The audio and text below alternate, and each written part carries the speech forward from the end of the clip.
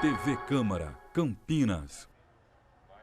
Olá, bom dia, são 10h09. Nós estamos ao vivo aqui no plenário da Câmara Municipal. Neste instante começa a transmissão da TV Câmara Campinas para o debate público com o tema Experiências de Renda Básica Municipal, que é aquele programa que prevê pagamento de renda aos cidadãos em situação de vulnerabilidade.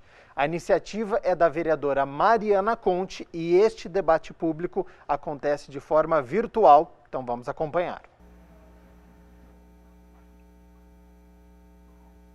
Bom dia a todas e todos, bom dia às pessoas que nos acompanham pela TV Câmara. Eu quero cumprimentar os vereadores que são membros aqui dessa comissão, a Comissão de Estudos pela Implantação da Renda Básica Campineira, vereadora Paula Miguel, que é relatora dessa comissão, vereador Gustavo Peta, que está aqui presente, também fazem parte da comissão o vereador Eduardo Magoga e o vereador Carlinhos Camelô, e hoje a gente está realizando esse debate público para conhecer experiências de municípios que implantaram programas de renda básica nesse momento tão difícil, um momento de uma crise sanitária sem precedentes, uma crise econômica gravíssima, né? Uma crise econômica para o andar de baixo. Acho sempre importante dizer que no andar de cima as coisas vão bem, obrigado, mas no andar de baixo, no conjunto dos trabalhadores, as pessoas estão sem emprego, com achatamento de renda, uma questão que é uma questão histórica no Brasil, né? A desigualdade social é uma chaga histórica, mas que nesse momento dessa crise sanitária e crise econômica, nós estamos numa situação ainda mais grave. E também de crise política, nós temos aqui, os vereadores que estão aqui presentes, nós temos feito debates constantes sobre a não intenção do governo federal de conter tanto a crise econômica quanto a crise política e a aposta no caos. Então, nesse cenário é super importante programas como o auxílio emergencial, que aconteceu ano passado e que teve um impacto importante. É importante também lembrar que o auxílio emergencial de 2020 tinha uma dupla cota para mulheres, e a gente sabe que a situação das mulheres as mulheres são as mais atingidas, sobretudo as mulheres negras, que estão saindo aí do mercado de trabalho remunerado formal. Elas não param de trabalhar, né? Quer dizer, as mulheres continuam trabalhando, mas estão trabalhando em situações principalmente de cuidado das crianças, dos idosos, dos doentes. E a gente vem aí observando experiências bem-sucedidas de implantação de programas de renda básica. Então, nós convidamos aqui pessoas que estão aí na atuação, ainda mais nesse momento em que o auxílio emergencial foi brutalmente reduzido e hoje a gente tem um auxílio emergencial completamente insuficiente. Então, eu quero também saudar os nossos convidados, o Cláudio Pucci, que é secretário municipal em Belém do Pará, no governo Edmilson Rodrigues, que implantou lá o Bora Belém, um programa de renda, o Diego Zaidan, que é vice-prefeito em Maricá, no Rio de Janeiro, o Eduardo Suplicy, que é vereador em São Paulo, e há anos, né, acho que mais de 20 e tantos anos, debate e luta pela renda básica de cidadania. Eu me lembro que era criança, quando eu ouvia o Suplicy falar e acompanhava o trabalho do Suplicy como senador, falando sobre a renda básica da cidadania. E também vamos ter aqui com a gente o Leandro Sartori, que é vereador em Itapira. O Leandro ele vai entrar logo mais, ele também está em outra atividade e ele vai entrar aqui para falar com a gente.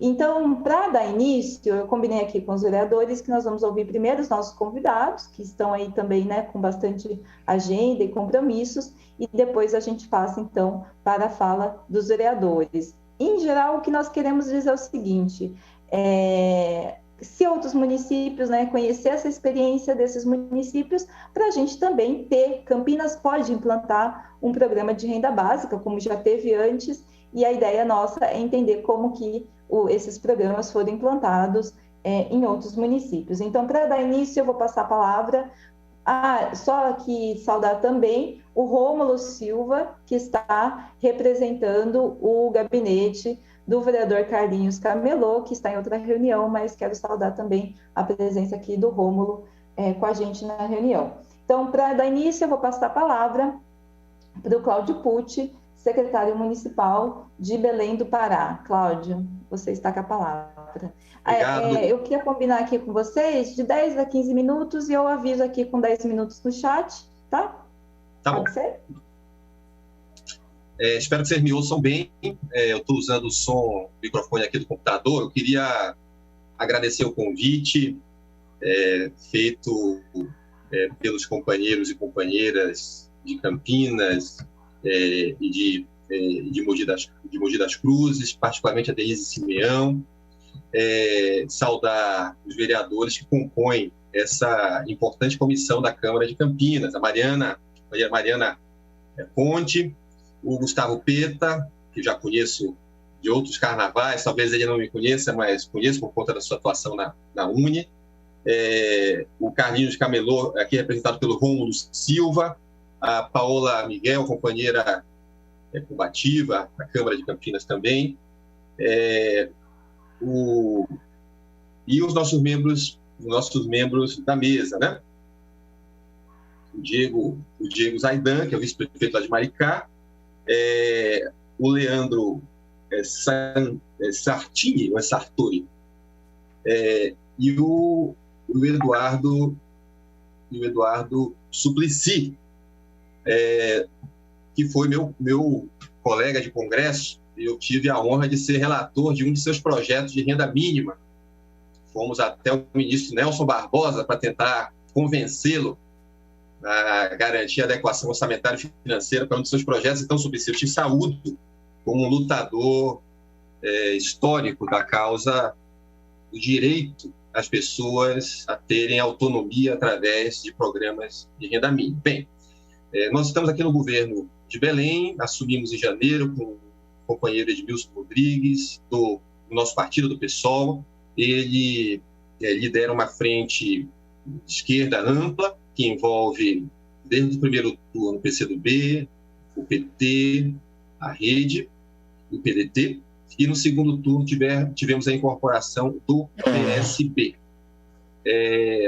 O nosso governo é composto, tem metade das secretarias composto por mulheres, né, em grande maioria mulheres negras, tem uma forte composição, preocupação com composição de gênero na nossa administração.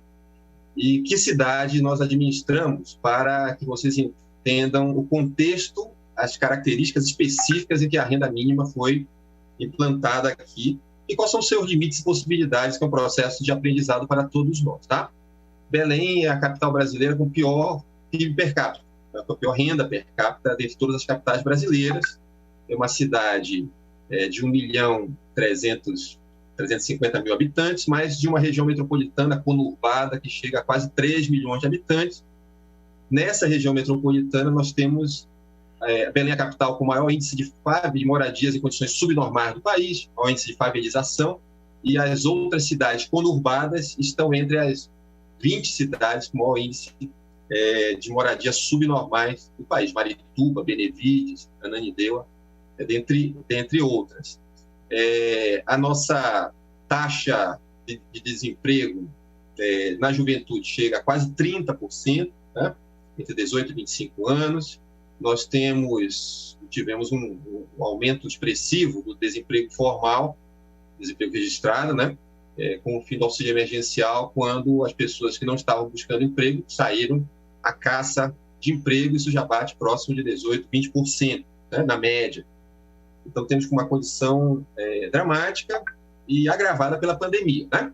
Sabemos que os problemas do mercado de trabalho em Belém e no Brasil não são causados pela pandemia, são agravados pela pandemia. Desde 2015, 2016, após o golpe, nós tivemos aí uma série de reformas no mercado de trabalho que tiveram como consequência excluir, desalentar boa parte, através da precarização, através da recessão, a recessão associada à precarização, não trouxe novos postos de trabalho. Quem lembra da reforma trabalhista, da lei da terceirização, com o ministro do infame Michel Temer, dizendo que criaríamos 5 milhões de postos de trabalho ao votar o negociado sobre o legislado no Congresso Nacional, e depois nós tivemos outras reformas que diminuíram o nível de proteção e, associado a isso, uma retração dos investimentos públicos, com lei de teto de gastos e tudo mais, cujo resultado, cujo balanço após 6 anos dessa política é de aumento expressivo do desalento. As pessoas não buscam emprego.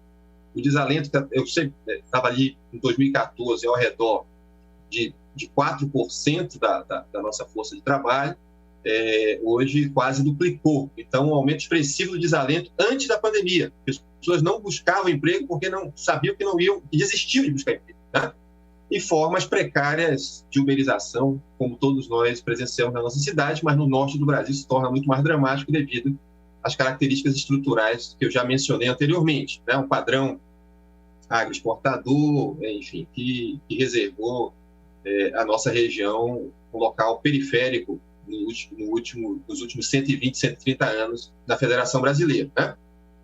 Bem, nesse contexto ganhamos as eleições, numa cidade, após 16 anos de governo da direita, PSDB mais reacionário, derrotando o candidato bolsonarista no segundo turno, e encontramos uma cidade administrada de acordo com as características do PSDB aqui, que me parece que são um pouquinho diferentes da de São Paulo. Me corrijam se for o caso, né? Mas o absoluto desmonte da máquina pública, das condições mínimas, né? A secretaria onde eu trabalho tem goteiras, olha que Belém chove muito, né? Então, desmonte absoluto das condições de trabalho, servidores públicos sem reajuste, ganhando a grande maioria abaixo do mínimo, com abonos aqui e acolá, condições fiscais muito complicadas. Eu falo das condições fiscais do mercado de trabalho para o contexto. O tema da campanha, quando nós tivemos no ano de 2020, cuja vitória foi importante na garantia da renda emergencial para mães de família, né? Famílias lideradas por mulheres, por 1.200, que foi uma proposta apresentada pelos nossos partidos, né? Particularmente pelo PSOL nesse caso, e pelo PCdoB, votado pelo PCdoB, pelo PT, pelos partidos da esquerda brasileira, e o auxílio emergencial de 600, quando o Bolsonaro queria bem menos. O debate na campanha está se aproximando do fim do auxílio emergencial. 60% das famílias paraenses receberam alguma forma de auxílio emergencial durante a crise. 60%, tá? 60% a 65%. E esse auxílio ia acabar. O Pará foi o estado, junto com o Amapá, que mais recebeu, cujas famílias mais receberam auxílio emergencial, tá? Por conta das características já mencionadas no mercado de trabalho. Então, o debate foi, inclusive com o PSDB, sobre a forma de auxílio emergencial. Quem foi claramente contra foi o candidato que foi conosco para o segundo turno, um delegado da Polícia Federal, chamado Eguste, bolsonarista, que falava claramente contra auxílio, que isso era coisa... Enfim, eles falam sempre, né? Que coisa para vagabundo. Cometeu sincericídio e nós, e mesmo setores, digamos, da direita tradicional, defendemos a necessidade do auxílio. Dissemos que iríamos implantar uma renda emergencial de até R$450 para as famílias por um período não definido, né? A nossa ideia é que seja um período permanente. Ao chegar no governo, um pouco antes, ainda na transição, nós... aí o que eu quero falar para vocês da nossa trajetória específica, que eu acho que pode ser, até o que eu falei aqui, mais ou menos todo mundo já sabe, a trajetória específica, institucional específica de aprovação do processo, que aí pode ser útil para vocês, aí vocês avaliam qual é o caso principal. O ideal, talvez, ao ouvirmos Maricá, isso seja o caso, aprovarmos uma lei específica estabelecendo, dentro dos seus marcos próprios, um auxílio emergencial ou uma renda básica da cidadania, né? São coisas distintas, mas uma peça legislativa própria. Por conta da emergência absoluta, pelo Estado, da Prefeitura, pela premência, né, em que nós nos encontrávamos, nós optamos por um atalho aqui em Belém, atalho legislativo. Nós emendamos uma lei municipal que tratava dos auxílios emergenciais baseados na lei federal, que regulamenta, com base no SUAS, os auxílios emergenciais. E qual foi o atalho que nós utilizamos? Nós mudamos os auxílios para calamidade pública, né? Os auxílios para calamidade pública na lei, até aquele momento, eram auxílios para incêndios, para inundações, para, enfim, para perda de casa por conta de tempestades, que vocês devem imaginar que em Belém isso não é uma coisa, né, inusual,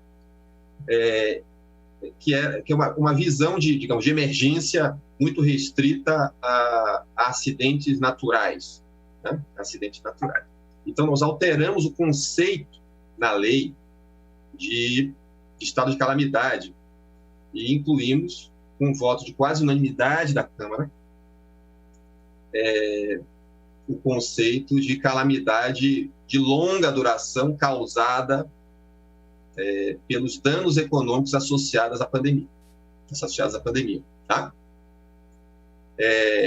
E com isso, nós não precisamos apresentar um projeto de uma lei diferente, tá? E apresentamos uma emenda numa lei já existente. Isso tem vantagens e tem desvantagens. A vantagem foi a sua celeridade, e que o debate foi feito nos marcos de uma lei que tinha sido aprovada, inclusive, anteriormente, no próprio governo do PSDB. Então, nós constrangemos a oposição a votar nisso, né? A desvantagem é que, digamos, conceitualmente, isso está dentro dos marcos das medidas de caráter emergencial, que na assistência social seria caracterizado como de alta complexidade, quando nós estamos falando aqui de renda básica, nós estamos falando de atenção básica, né? Para falar em termos da saúde, para falar em termos do SUAS. Então, estou tratando de maneira mais objetiva possível para vocês, não estou tentando ser palanqueiro nesse caso, né? Mais objetivo, quero ajudar a que as coisas aconteçam em Campinas, né? Cidade pela qual eu tenho tanto carinho, e em outros lugares do Brasil. Então, essa trajetória legislativa foi muito bem sucedida, tanto é que lá pelo dia 5, 6 de janeiro, nós já tínhamos a lei aprovada e partimos para outro processo, que foi exatamente a aprovação do Conselho Municipal de Assistência Social, que é uma resolução do Conselho Municipal de Assistência Social. A lei simplesmente define, foi criado tal e mudou o conceito, tá? A resolução do Conselho Municipal de Assistência Social talvez seja até mais importante, porque ela define os critérios e parâmetros. Então, o nosso foco foi, em primeiro lugar, extrema pobreza, famílias monoparentais lideradas por mulheres, que, como todo o Brasil, são mulheres negras, né? Isso é uma grande maioria, e famílias na extrema pobreza. Então, uma prioridade. Por que nós fizemos isso? Porque na transição, nós olhamos os dados do CadÚnico e a Secretaria de Assistência Social, os técnicos da Assistência Social do governo anterior, os técnicos da Assistência Social do município, nos informaram, analisamos, abrimos as bases de dados e tudo mais, fizemos coisas que a gestão passada não fazia, não tinha, enfim, profissionais de TI, mais análise de dados, identificamos uma quantidade significativa de famílias que estão excluídas do Bolsa Família por conta de cortes no programa. Elas estão na fila do Bolsa Família por conta de cortes no programa. Então, ali nós tivemos que fazer tomar uma decisão. Estou voltando um pouquinho no processo legislativo. Tomar uma decisão. Vamos criar uma renda suplementar dentro dos limites fiscais do município. Tinha um recurso para tudo. Nós vamos criar uma renda suplementar adicional ao Bolsa Família, ou seja, nos termos do auxílio emergencial, a pessoa opta pela maior renda, ou vamos atender as famílias que estão fora do Bolsa Família, que são muitas em Belém, tá? 40 mil famílias, enfim, e 20 na extrema pobreza e tudo mais. E optamos, em conversa com o prefeito, em priorizar, em primeiro lugar, as famílias que nem o Bolsa Família recebeu. Tá? Nem o Bolsa Família recebeu. Então, foi uma opção baseada em dados, né? Baseado em dados. Então, com base nisso, nosso processo legislativo e a resolução no Conselho Municipal de Assistência Social, que todo município tem ou deve ter, o debate foi baseado nisso, né? Foi baseado nessa coisa. Então, uma contingência, primeira contingência, optar por emendar uma lei. A segunda contingência, a quantidade enorme de famílias excluídas do Bolsa Família, ainda que as instituições, Caixa Econômica, digam que vão zerar a fila do Bolsa Família, não é a realidade que nós encontramos em Belém. Tá?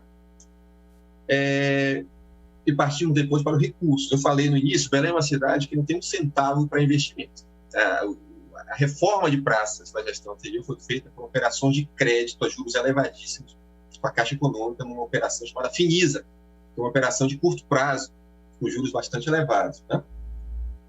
Então, onde é que nós conseguimos recursos para isso? Nós conseguimos recursos auditando algumas obras da gestão anterior, cortando gastos aqui e acolá, mas isso ainda era insuficiente, e conseguimos, na negociação com o governo do Estado, uma complementação de 50% dos recursos do governo do Estado PMDB, do governo do Helder Barbalho, conseguimos uma complementação de recursos para... É importante dizer que o PT participa do governo do Estado, o PCdoB, o PSB, partidos da nossa base, uma complementação para os primeiros 60 milhões do programa. Tá? Então, os números são 30 milhões da Prefeitura, 30 milhões do governo do Estado. Com isso, nós partimos para o pagamento. Né? Optamos pelo Banco Estadual, para valorizar o Banco Público Estadual, que, não obstante o que os neoliberais diziam, o banco faz muito bem, obrigado, tem ampliado, a Caixa Econômica, o Banco do Brasil tem reduzido agências aqui, o Banco do Estado tem crescido bastante nesse vácuo, né, em regiões onde não há agências, não há mais agências bancárias. Bem, a operação. Qual foi o próximo problema? O próximo problema. Ao abrirmos os dados dos CPF das famílias, o prefeito falou, olha, com base na experiência de renda mínima que nós tínhamos tido no governo estadual, quando o PT governou o Pará, uma das nossas secretárias, que foi secretária do governo estadual, ela falou o seguinte, olhe para o Cade Único aqui no Pará, aqui em Belém, nós tivemos muitos problemas quando nós fomos implantar nossa bolsa lá atrás, de 2007 a 2010. 2006, 2010. E montamos uma equipe para visitar essas famílias. A nossa surpresa é que 60% das famílias do Cade Único, que é autodeclaratório, exibiam problemas. Famílias autodeclaradas na extrema pobreza, tinham algumas com 2 carros na garagem, né? Algumas, uma pessoa da família declarava na extrema pobreza, mas outro membro da família tinha emprego estável, funcionário público, tudo mais. Então, isso acabou com... Aí nós ficamos entre a cruz e a espada, tá? Vamos utilizar essa base autodeclaratória que tem sido usualmente utilizada, que é uma conquista do povo brasileiro, o Cade Único, o Bolsa Família, longe de mim, né? Reforçar qualquer discurso crítico a essas formas, mas nós temos recursos limitados e muita preocupação com o ativismo do Ministério Público para governos de esquerda, quando implementa esse tipo de política. Então, nesse sentido, começamos a fazer entrevistas da família. E 50% dessas famílias que eu mencionei, que estavam no Cade Único, esperando Bolsa Família, tinham problemas na sua autodeclaração. O padrão é distinto entre os bairros de Belém, que demonstra que provavelmente algum agente político estava mobilizando essas famílias. Digamos, a fraude é muito maior no bairro de Belém que na outra. Não é uma fraude, digamos, uma fraude para receber essa bolsa, porque essa bolsa, quando ele se cadastrar, a bolsa não existiria. Digamos, é uma declaração falsa por conta de abatimento de energia elétrica, tarifa social e outras coisas, porque, afinal, essas famílias não estão na extrema pobreza, mas são famílias pobres, porque, enfim, as condições de vida no Brasil não são fáceis hoje, particularmente no Pará, onde a tarifa de energia elétrica é a mais alta do país, não obstante termos a quantidade de hidrelétrica que nós temos no nosso território, né? Bem, adiante. Então, o momento que nós nos encontramos, nós temos cerca de 2.000 famílias recebendo a renda básica da cidadania. Esse auxílio, nós chamamos de Bora Belém, né, o nome que pegou aqui. E estamos no processo de visita frenética às famílias e mobilizando, divulgando para que famílias se cadastrem. O que é que nós aprendemos nesse processo? aprendemos que sabemos pouco sobre os pobres. Precisamos avançar na compreensão estatística do que é a realidade dos extremamente pobres, né? Dos extremamente pobres. Estou falando em 3 meses de governo, né? Em segundo lugar, há indícios de que o extremamente pobre em nosso município, e a mãe extremamente pobre, ela não tem tempo para dispensar numa fila do CRAS para se cadastrar para receber o benefício. Muitas delas nem sabem do benefício ou ouviram falar e tudo mais, tá? Então, teríamos que, por esse mecanismo de acesso ao CRAS e tudo mais, né? Uma cidade que um CRAS por distritos, os distritos são muito elevados, então nós temos esse problema.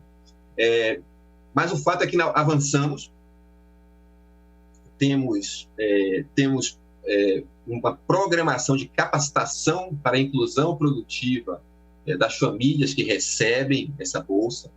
A nossa meta é aumentar esse número em 10 vezes, num prazo muito curto, tá? Chegarmos a 20 mil famílias, temos recursos para isso, mas devido ao lockdown que enfrentamos de duas semanas aqui em Belém, as próprias visitas foram dificultadas. Então, eu estou fazendo um roteiro do processo legislativo e de todas as dificuldades práticas que nós encontramos para implementar tal programa, para auxiliar vocês a não enfrentarem os mesmos problemas. Obviamente, Campinas é uma cidade com perfil de renda distinto, né? Territorialmente talvez menor do que Belém, apesar da população, características que têm que ser consideradas, mas é muito importante para que nós tenhamos o melhor foco para que essas famílias sejam melhor atendidas. O nosso compromisso aqui é absolutamente inarredável com o governo para os mais pobres, para a classe trabalhadora, para as mães que não têm nem condições de sair de casa, muitas das vezes, para se cadastrar, para receber o benefício como tal, para às vezes não tem nem informação sobre isso, né? Então, o governo está mobilizado nesse sentido. Nós mostramos para aqueles que diziam que não haveria recursos numa cidade com limite, que é possível fazer quando é prioridade, né? Nós reorganizamos nossa prioridade para conseguir esse recurso, nós articulamos com aliados improváveis do PSOL, né?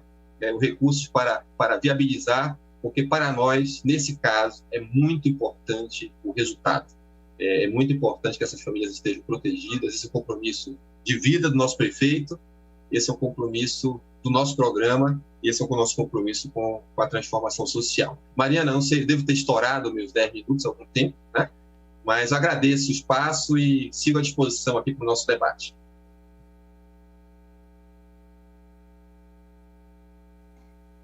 Obrigada, Cláudio, está ótimo. Obrigada por compartilhar a experiência, né? É muito importante a gente entender os desafios práticos da implementação dessa política pública. Eu agradeço, saúdo o governo da Prefeitura de Belém do Pará, um abraço para o companheiro Edmilson também, né? E obrigada por você poder compartilhar com a gente aqui, tá bom? Eu só queria, antes de passar, já vou passar também para o Eduardo Suplicy, que também está com um compromisso logo mais, mas antes de passar para o Eduardo Suplicy, eu quero cumprimentar a Tamara Oliveira, que está representando aqui o vereador Cecílio Santos, e o vereador Paulo Búfalo, meu companheiro de bancada e coautor aí do projeto que nós apresentamos da Renda Básica Campineira. Também dizer que as pessoas que estão nos assistindo, quiserem participar, mandar perguntas, podem encaminhar pelo e-mail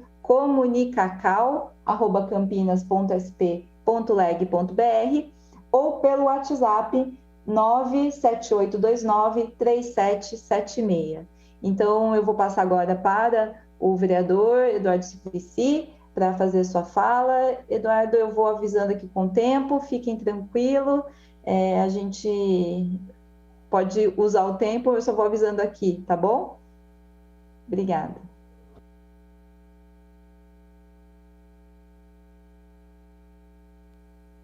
Vereador, seu áudio está desligado.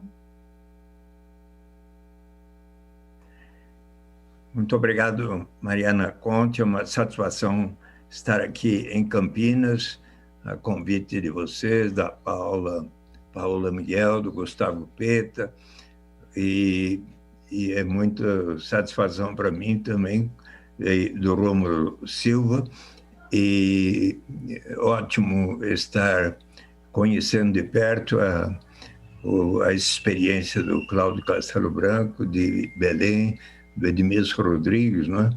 Saúdo o vereador Paulo Búfalo e o Diego Zaidan, que quero ouvir com muita atenção sobre o desenvolvimento da experiência da renda básica ali em Maricá. Amanhã, 16 de abril, fará 30 anos da data em que eu apresentei o primeiro projeto de garantia de renda mínima através de um imposto de renda negativo. Toda pessoa adulta, se na época não recebesse 45 mil cruzeiros, $150 mensais, teria o direito de receber 50% da diferença entre aquele patamar e a renda da pessoa. Teve o parecer favorável, entusiasta do então líder do PDT, senador Maurício Correia, que depois foi presidente e ministro do Supremo Tribunal Federal, em 16 de dezembro, por consenso de praticamente todos os partidos, inclusive era senador Fernando Henrique Cardoso, que encaminhou favoravelmente, foi aprovado, foi para a Câmara dos Deputados, recebeu parecer favorável do deputado Germano Rigoto, depois governador pelo PMDB do Rio Grande do Sul, mas em agosto de 91, quando Walter Barelli, que era o coordenador do governo paralelo de Lula, que havia perdido a eleição em 89 para Collor de Mello, convidou a mim e cerca de 50 economistas do PT para discutirmos projetos. E eu fiz lá a apresentação com o apoio de Antônio Maria da Silveira, que havia me ajudado na formulação do projeto. E eis que o professor, até hoje, da Pontifícia Universidade Católica, José Marcos Camargo, ponderou, Eduardo, é uma boa ideia a garantia de uma renda, mas será importante iniciarmos pelas famílias carentes, desde que coloque as suas crianças na escola, porque um dos maiores problemas brasileiros é um número tão grande de famílias onde os pais, não tendo como dar de comer em casa, resolvem colocar as suas crianças para trabalharem desde os 7, 8, 9 anos, 10 anos de idade. Então, se provermos a renda mínima para famílias carentes, desde que as crianças estejam indo à escola, estaremos cortando um dos principais elos do círculo vicioso da pobreza. E escreveu na Folha de São Paulo, em 91 e 93, sobre essa proposta, e de 94 para 95, o governador eleito pelo PT no Distrito Federal, Cristóvão Buarque, e o prefeito, então, de Campinas, José Roberto Magalhães Teixeira, ambos iniciaram programas de renda mínima associados à educação naquela direção. Eu me lembro que José Roberto Magalhães Teixeira me convidou para conversar na casa dele com a direção do partido e com o nosso vereador César Nunes, que na primeira votação havia votado contrariamente porque não haviam sido aceitos duas emendas de acordo com o Estatuto da Criança e do Adolescente, mas naquela reunião, na casa de Magalhães Teixeira, ele ponderou, afinal de contas, essa é uma proposta do PT, do Eduardo Suplicy, e também ele aceitou aquelas duas emendas do vereador César Nunes, que na segunda votação votou favoravelmente. As experiências tão positivas do Distrito Federal de Campinas se espalharam, primeiro por Ribeirão Preto, Piracicaba, Belo Horizonte, Belém do Pará, com o Edmilson Rodrigues. O Cláudio ainda está aí, Cláudio? Você saiu da tela e não estou... Aqui, senador. Está aí, né? É porque você saiu da tela, então não fiquei sabendo se estava aí. E então Edmilson Rodrigues e eu estive em Belém naquela época, mas também Mundo Novo, Caxias do Sul, dezenas de... E na Câmara e no Senado surgiram projetos de Pedro Wilson, Chico Vigilante, Nelson Marquesan, Ney Suassuna, José Roberto Arruda, Renan Calheiros, 6 projetos, em geral, para que a União financiasse os municípios que adotassem programas naquela direção.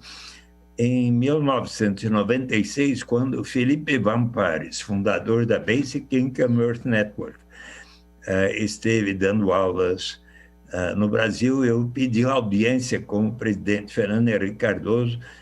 Estava presente Paulo Renato Souza, que era de Campinas, ministro da Educação, e Felipe Vampar explicou ao presidente: o ideal será um dia chegarmos à renda básica universal incondicional, mas iniciar a garantia de uma renda para as famílias relacionando a educação constitui investimento em capital humano, é uma boa iniciativa. Fernando Henrique deu sinal verde para que então fosse aprovada por mim, por todo o Congresso Nacional, a Lei 9.533, pela qual a União financiaria em 50% os municípios que adotassem programas naquela direção, os 20% de menor renda per capita para começar, até que no 5º ano os 20% dos municípios de maior renda per capita obtivessem aquele apoio. Mas antes que chegasse ao 5º ano, em 2001, Fernando Henrique Cardoso baixou medida provisória, logo transformada na Lei 10.216, pela qual a União financiava em 100% os gastos dos municípios que adotassem programas naquela direção.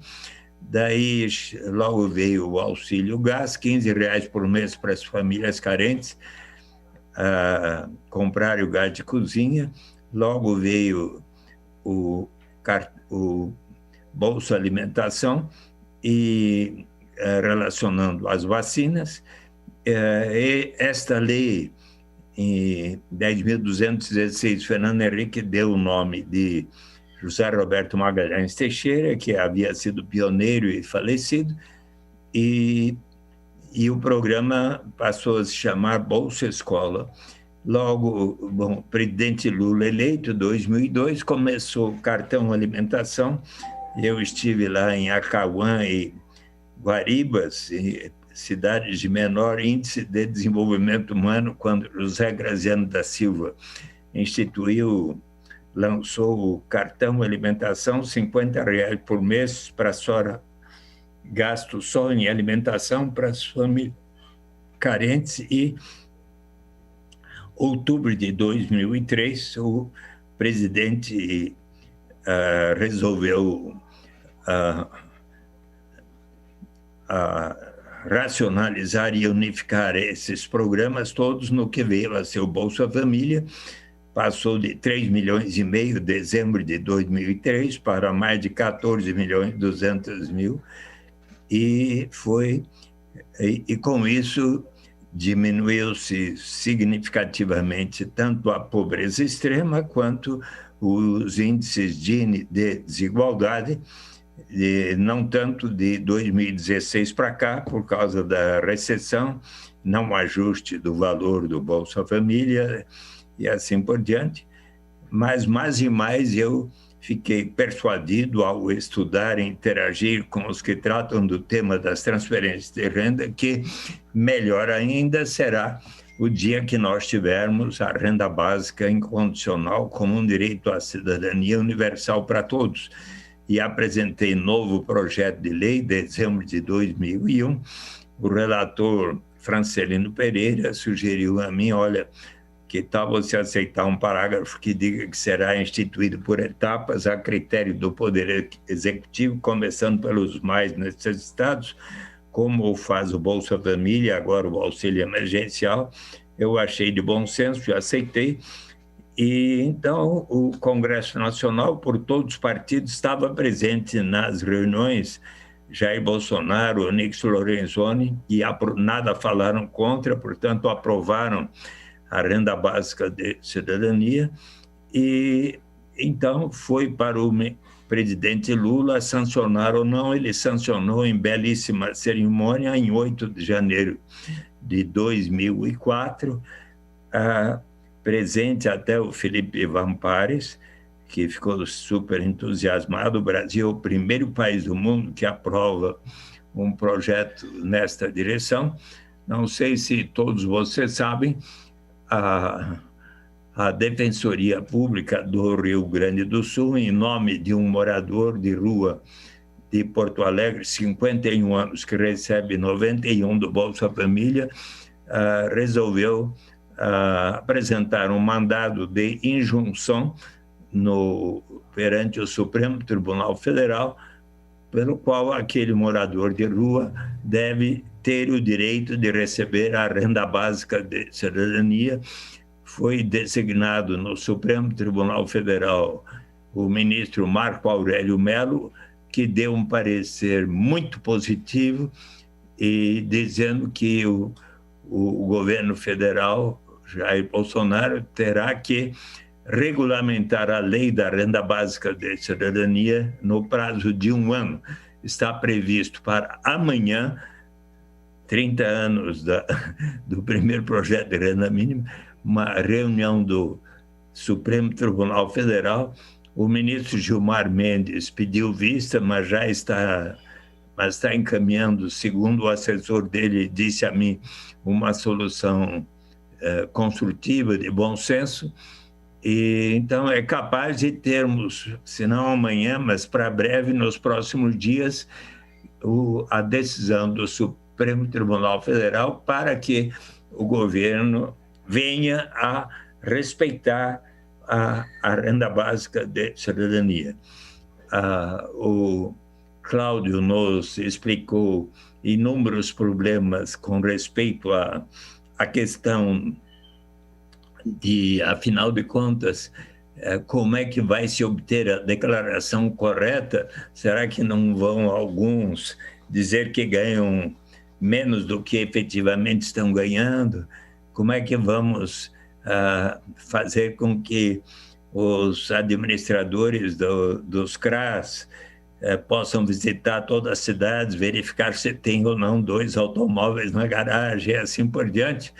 Bem, a vantagem da renda básica de cidadania é que nós vamos eliminar inteiramente qualquer burocracia envolvida em se ter que saber quanto cada um ganha no mercado formal, na carteira de trabalho assinado ou em qualquer atividade que façamos. Se a mãe toma conta das crianças da vizinha, recebe um trocado no dia seguinte, não precisa declarar. E do ponto de vista então, eliminamos qualquer estigma ou sentimento de vergonha da pessoa dizer só recebo tanto, por isso mereço tal complemento. Eliminamos também o chamado fenômeno da dependência, que acontece quando se tem um sistema que diz que quem não recebe até certo patamar tem o direito de receber tal complemento. A pessoa está por decidir, vou ou não iniciar essa atividade que vai me render esse tanto, mas se eu iniciar, eu receber esse tanto, e daí vem o governo, me retiro o que eu estava recebendo naquele programa, eu talvez desisto e entro na armadilha do desemprego ou da pobreza. Mas se todos iniciarmos da renda básica em diante, sempre haverá o estímulo ao progresso. Mas qual é a principal vantagem da renda básica de cidadania universal e incondicional? Mas como assim? Vai pagar até para a Xuxa, para o Pelé, para o Diego Zaidan, para Paola Miguel, para o Eduardo Suplicy, para o prefeito de Campinas, para o mais bem-sucedido empresário de Campinas e do Brasil? Sim, obviamente, os que temos mais colaboraremos para que nós próprios e todos os demais venham a receber. E qual é a grande vantagem? É do ponto de vista da dignidade, da liberdade do ser humano, de que nos fala Amartya Sen, Prêmio Nobel de Economia, em Desenvolvimento como Liberdade, onde ele diz que desenvolvimento, se for para valer, deve significar maior grau de dignidade e liberdade para todos na sociedade. É sempre bom lembrar o que aconteceu com ele quando menino na Índia. Seu pai era um bom professor e ele morava numa boa casa. Certo dia ele estava brincando no jardim de sua casa e de repente entrou um homem, portão adentro, gritando por socorro, e ele então chamou por seu pai, que logo veio e acompanhou seu pai levando Cadermia para o hospital. No caminho ele disse: bem que minha mulher tinha me dito para não vir a este bairro tão perigoso, caracterizado por lutas étnicas, mas eu não tive alternativa senão de aqui neste bairro encontrar um trabalho que pudesse dar o sustento da minha família. E foi então que, ao chegar em um hospital, Cadermia teve uma forte hemorragia, veio a falecer, e Amartya Sen conclui: tipicamente este homem não tinha liberdade real, precisou colocar a sua saúde e vida em risco. Ora, para aquela mulher que, não tendo alternativa para dar de comer em casa, seja lá em Belém, seja em Campinas, seja aqui em São Paulo, no Parque da Luz, resolve vender o seu corpo, ou para aquele jovem que, não tendo alternativa de como ajudar no orçamento da sua família, resolve se tornar um membro da quadrilha de narcotraficantes, como o Homem na Estrada, dos Racionais MCs, do Mano Brown, o Homem na Estrada, que recomeça a sua vida, a sua dignidade, a sua liberdade que foi perdida, subtraída, quer mostrar a si mesmo que realmente mudou, que se recuperou, quer viver em paz e dizer ao crime nunca mais. O dia que houver para si, para cada membro da sua família, uma renda suficiente para atender às suas necessidades vitais, esta pessoa vai ganhar o direito de dizer: agora não preciso aceitar essa única alternativa que me surge pela frente, mas que vai ferir a minha dignidade, colocar minha saúde e vida em risco. Eu agora posso aguardar um tempo, quem sabe fazer um curso aqui na Universidade de Campinas ou na PUC de Campinas, até que surja uma oportunidade mais de acordo com a minha vocação. É neste sentido, pois, que a renda básica de cidadania vai elevar o grau de dignidade e liberdade real para todos. Então, e felizmente, quando eu fiz uma exposição a respeito deste assunto numa reunião sobre direitos humanos aqui em São Paulo, em 2015, eis que Washington Quaquá, o pai do Diego Zaidan, disse: eu quero aplicar a renda básica em Maricá, e começou em 2016, e agora nós vamos ouvir a história de Maricá pelo filho do prefeito que instituiu o Washington Quaquá e que vem sendo dada continuidade pelo Fabiano Horta e até pelo vice-prefeito de Maricá, Diego Zaidan, mas ele pode continuar a história. E então, eu acho que acho tão positiva a experiência do Edmilson Rodrigues, viu, Marco, e Cláudio Castelo Branco, que eu quero, logo que passar essa pandemia, eu já tomei a primeira vacina em 3 de março, a segunda vai ser 3 de junho, mas quem sabe no segundo semestre, terminada a pandemia, eu possa visitar a Belém do Pará e ver como é que vocês estão caminhando em direção à renda básica universal lá também, tá bom? Está convidadíssimo, senador. Será um prazer. Um abração para o Edmilson. Tá bom, mando sim. Olha, eu acho que eu estourei o tempo também, mas vocês perceberam que eu fiz uma corrida grande para falar o essencial. Obrigada, muito obrigada, senador. É um prazer ouvir toda essa história e obrigada por compartilhar com a gente. Então, também já passo, né, assim como o Eduardo Suplicy já anunciou, passo a palavra então para o Diego Zaidan, que é vice-prefeito em Maricá, no Rio de Janeiro. Bom dia a todos que estão assistindo, bom dia a todos os vereadores da mesa. Mandar uma saudação especial para o Suplicy, nosso grande companheiro, uma grande referência da renda básica, um grande professor. E um agradecimento à Paola também pelo convite para estar aqui, para estar falando um pouco sobre Maricá. Bom, nós aqui começamos nosso programa de transferência de renda, nossa moeda social, na época não foi, como o Suplicy colocou, não foi com a renda básica, não foi com o conceito de renda básica. A gente iniciou em 2013, na época da gestão do Quaquá, do ex-prefeito, e a gente optou, foi levantada nessa vontade política de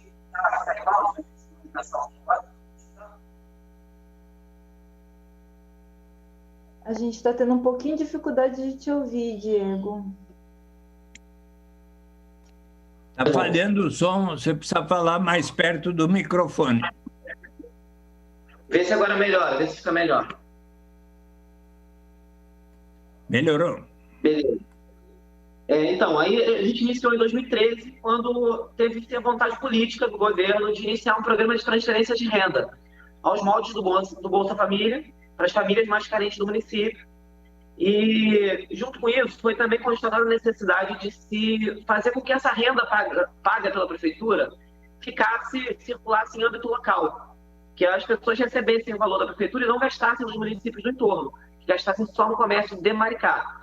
Para isso, foi criado em 2013 o programa de renda mínima Mumbuca, de auxílio assistencial, e a moeda social Mumbuca, que é o nome do principal rio que corta a cidade, que é o nome que tem a nossa moeda social aqui hoje em Maricá. O programa iniciou pequeno, a gente iniciou com 400 famílias, pagando R$70, 70 Mumbucas por mês. A gente não tinha poucos comércios que aceitavam moeda no começo. A gente iniciou com 2, 3, no mês seguinte ampliou para 15, depois estabilizou no número de 70 comércios até 2017. Em 2015, numa conversa com o Suplicy, o ex-prefeito Quaquá conheceu o conceito de renda básica e decidiu que era um conceito melhor de ser aplicado, o conceito de renda básica, um conceito universal, que prevê a aplicação para toda a população, que não vê distinção de renda para o acesso ao programa, e foi criado também, paralelo ao programa de renda mínima, que a gente já tinha, esse programa de renda básica. E aí a gente iniciou pagando R$10 na renda básica, 10 Mumbucas, então totalizando o valor de 80 Mumbucas por mês. Em 2017, quando o prefeito Fabiano, o atual prefeito, assumiu o mandato, ele aumentou o valor do programa para 110 Mumbucas do renda mínima e para 20 do renda básica. Ele dobrou o valor, aproximadamente dobrou o valor dos dois programas. E a gente passou a pagar 130 Mumbucas por mês. Com isso, a gente também conseguiu, nesse meio tempo, de 2013 até 2015, até 2017, a gente também ampliou a quantidade de pessoas que aceitavam, que recebiam a moeda social, que recebiam os programas de auxílio do governo. Na época foram para 10 mil pessoas, 10 mil famílias, 10 mil benefícios pagos, e ampliou para 100 e poucos comércios aceitando. Em 2017, a gente fundou também o nosso banco municipal, o Banco Mumbuca, que é o grande operador da moeda social, que faz toda a gestão da moeda social, a parte de pagamento dos comércios para os beneficiários e o repasse para os beneficiários quando o beneficiário faz a compra direto para o comércio, a partir do sistema eletrônico. E com isso também a gente fundou com o Banco Mumbuca um sistema de crédito, a Juros Zero, que financia hoje pequenos comércios, financia pessoas que queiram montar seu próprio negócio, pequenas reformas habitacionais para os beneficiários e para toda a população de Maricá, tudo financiado com o uso da moeda social. Em vez de você pagar uma taxa de uso, uma taxa de pagamento para um Santander da vida, para um Mastercard, para uma Visa, você paga para o Banco Mumbuca, que financia, em vez de financiar a concentração de renda na mão de poucos indivíduos no sistema financeiro, a gente distribui renda através do nosso sistema de crédito. E, junto com isso também, a gente decidiu, o Fabiano me convidou para ser secretário de Economia Solidária em 2017, e a gente decidiu junto fazer a transferência de todos os benefícios que eram pagos, ainda como auxílio emergencial, como auxílio assistencialista, como renda mínima, para a renda básica. Então, em 2019, a gente fez a migração e todas as famílias que antes recebiam R$130 por mês, somando renda básica e o renda mínima Mumbuca, passaram a receber só o renda básica, 130 Mumbucas, e individualmente, por pessoa. Então, uma família que tinha 3 pessoas ia receber 130 para cada membro, ia receber R$390 na família. E uma família com 10 ia receber R$1.300.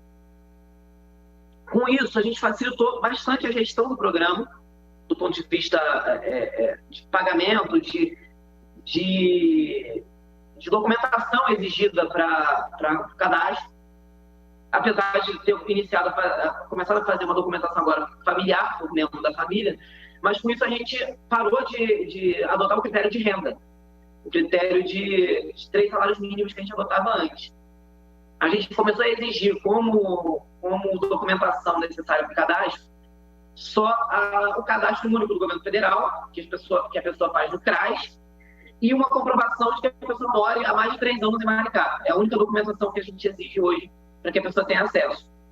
O CRAS limita um pouco a renda da família, por questões orçamentárias. A gente ainda está querendo ampliar agora para pegar todo mundo no CRAS, todo mundo que tem o CRAS, que tem o CAD único,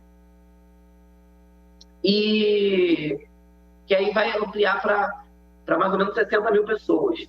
E hoje a gente paga o benefício para 42 mil pessoas na cidade. Dá mais ou menos 1/4 da população da cidade estipulada pelo último censo do IBGE. Então, o programa cresceu muito.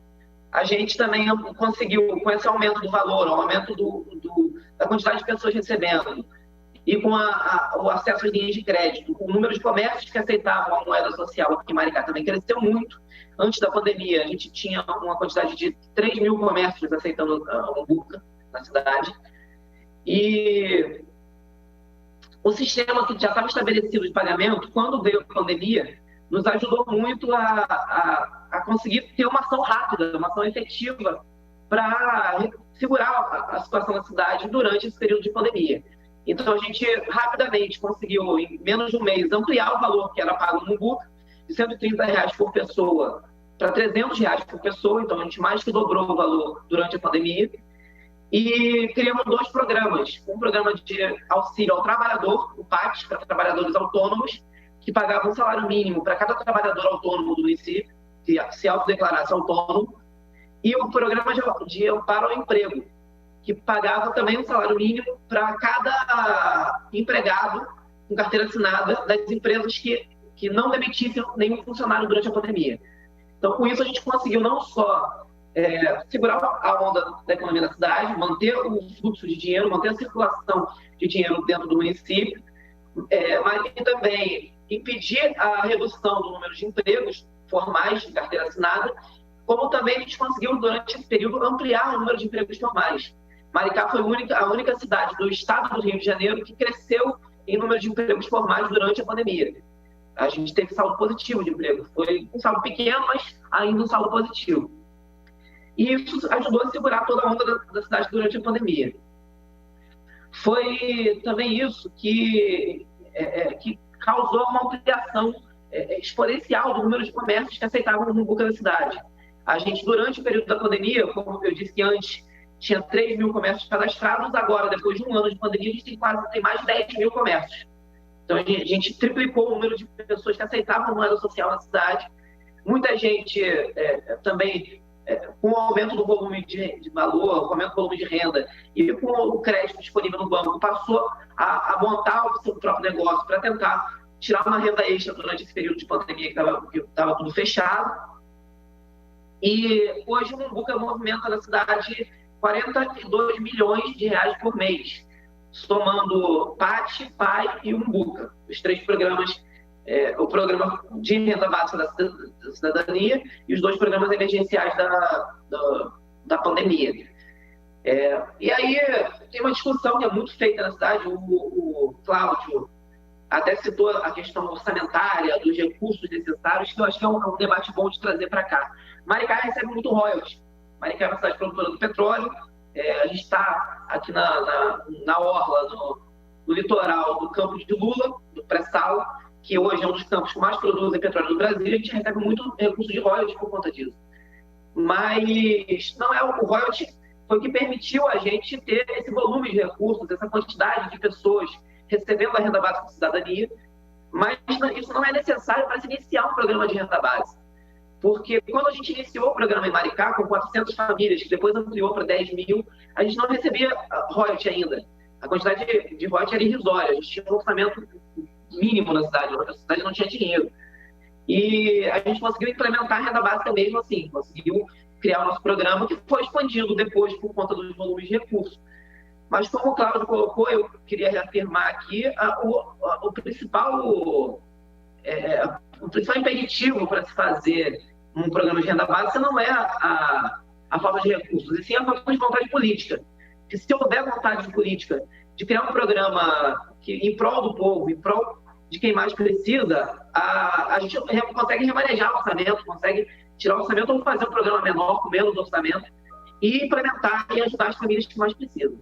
Então, como foi feito aqui em Maricá e como lá em Belém está sendo feito agora. Então, o que falta mesmo é vontade política. E o programa de renda básica é um programa que não só, como o Suplicy bem colocou, traz dignidade para as famílias, traz uma condição de vida digna para que as pessoas não passem necessidade, não passem fome, vivam de forma humana. E também não só traz a discussão das novas relações de trabalho da humanidade, de que o desemprego estrutural é cada vez maior, com a automação das tarefas humanas, com a automação hoje até de tarefas intelectuais. Você tem já hoje inteligência artificial que faz processo de advocacia, já tem tecnologia para isso. Então, cada vez mais, o trabalho humano vai ficando em segundo plano. E cada vez mais a gente passa a ter produção econômica na sociedade que sustente, que garante uma vida digna a todos. A gente hoje, o mundo produz mais do que a humanidade precisa. A gente produz mais lixo do que a gente tem capacidade de lidar. A gente produz mais alimento do que a gente consegue comer. E a questão da fome, da miséria, é uma questão de desigualdade, não uma questão de falta de recurso, como era há 200, 300, 500 anos atrás. Então, a renda básica também tem essa questão de reduzir as desigualdades, de dar um amparo mínimo para que a pessoa possa se fazer uma escola, se formar na escola, e que possa também sair desse ciclo vicioso da desigualdade.